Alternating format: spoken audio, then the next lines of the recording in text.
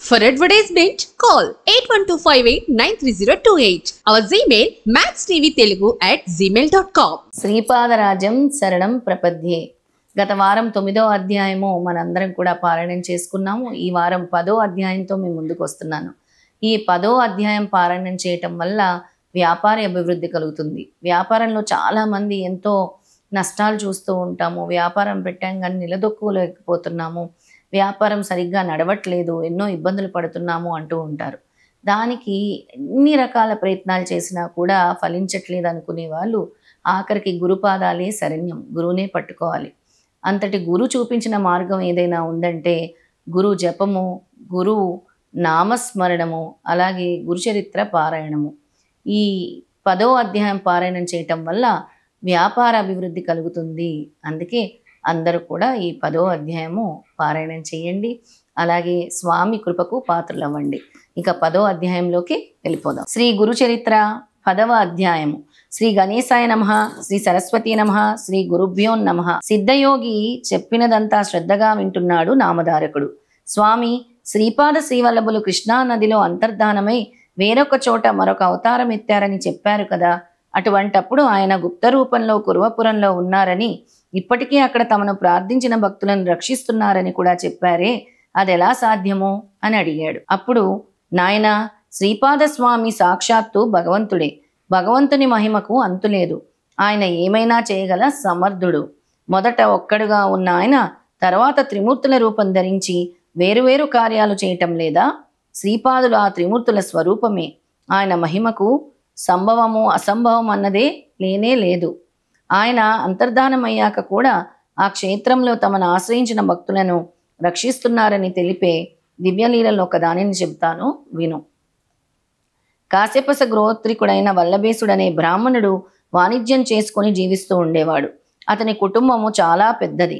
కురువపురంలో అంతరితుడైన శ్రీపాదస్వామి తమని సేవించిన భక్తులను రక్షిస్తూ సూక్ష్మరూపంలో ఆ క్షేత్రంలోనే ఉన్నారని విని అతడు స్వామికి అపార భక్తుడయ్యాడు. అతడు ప్రతి సంవత్సరము నియమంగా ఒక్కసారైనా కురువపురం దర్శించి స్వామిని సేవిస్తూ ఉండేవాడు. ఒకనాడు అతడు స్వామిని స్మరించి తనకు వ్యాపారంలో మంచి లాభం వస్తే స్వామి దర్శనానికి కురువపురం వెళ్ళి అక్కడ ఆయన ప్రీతి కొరకు 1000 మంది బ్రాహ్మణులకు అన్నసంతర్పణ చేస్తానని మొక్కుకున్నాడు. అప్పటి నుండి అతడు స్వామిని స్మరించి ఏ పట్టణానికి వెళ్ళినా అక్కడ స్వామి దయ వలన అతడు ఆశించిన కంటే ఎన్నో రెట్లుగా లాభం రాసాగింది. అందువల్ల అతని భక్తి విశ్వాసాలు మరింత దృఢమయ్యాయి. అతడు తనకొచ్చిన లాభానికి ఎంతో సంతోషించి తన మొక్కు చెల్లించడానికి కావలసినంత డబ్బు మూటగట్టుకొని కురువపురానికి బయలుదేరాడు. 4 దొంగలు అతని వద్ద ఎంతో డబ్బున్నదని పసిగట్టి యాత్రికుల వేషాలు ధరించి అతనికి తోడైనారు. తాము కూడా ప్రతి సంవత్సరం కురువపుర యాత్ర చేస్తుంటామని చెప్పి అతనితో ఎంతో ఆదరంగా ప్రవర్తించి అతన్ని నమ్మించారు. ఇలా 2-3 రోజులు ప్రయాణం చేసి వాళ్ళంతా ఒక నిర్మానుష్యమైన ప్రదేశానికి చేరగానే ఆ దొంగలు అతనిపై పడి అతని తల నరికి అతని వద్దనున్న ధనాన్ని అపహరించారు.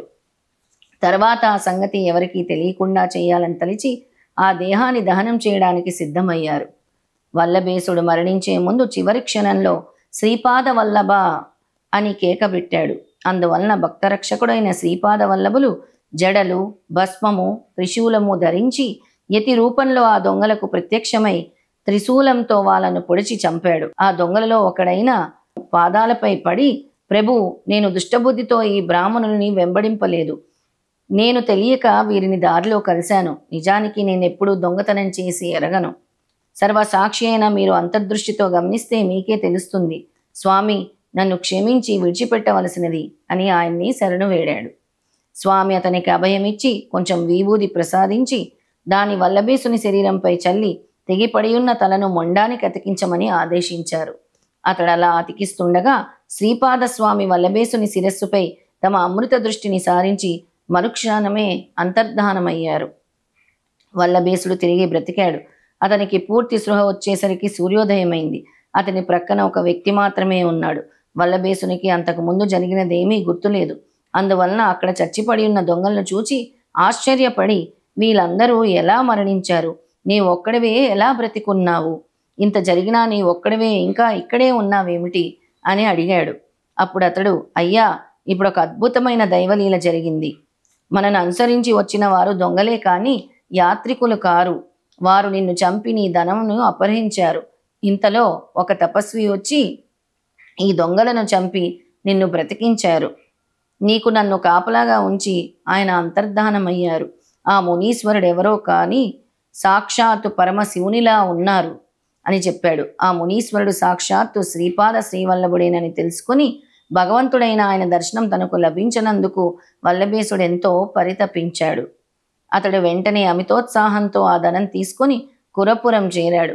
అక్కడ శ్రీపాదుని పాదుకలను సకలోపచారాలతో పూజించి ముందు తాను అనుకున్నట్లు 1000 మందికి కాక 4000 మంది బ్రాహ్మణులకు తృప్తిగా భోజనం పెట్టి దక్షిణా తాంబూలాలతో వారందరినీ సత్కరించి సంతోషపెట్టారు. ఈ విధంగా శ్రీపాదస్వామి కురపురంలో అదృశ్యంగా ఉంటూ ఇలాంటి లీలలెన్నో చూపిస్తూ ఉన్నారు. నేటికి సజ్జనులకు అక్కడ ఆయన దర్శనం ఇస్తూ ఉన్నారు.